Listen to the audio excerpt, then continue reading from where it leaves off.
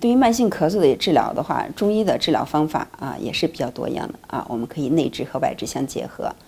内治的话，我们就是口服中药或者中成药；外治的话，比如我们的一些穴位贴敷呀我们的小儿推拿呀，还有拔罐呀、艾灸呀等等我们都可以治疗小儿慢性咳嗽。所以对于小儿慢性咳嗽的治疗的话，中医的方法还是比较多样的。艾灸对于咳嗽的治疗的话也是可以的，但是我们临床上我们一定要注意辨证分型注意一个寒热的分型。如果这个孩子他属于一个就是脾胃虚寒型的，我们可以用艾灸进行治疗。如果这个孩子体内有热的话我们尽量就不要选择艾灸治疗。另外，艾灸治疗的时候我们一定要就是经过大夫的一个辩证一定要到医院来让专业的大夫给你辩证，看你孩子适合不适合艾灸如果就是有热的话，你艾灸的话，可能症状还会加重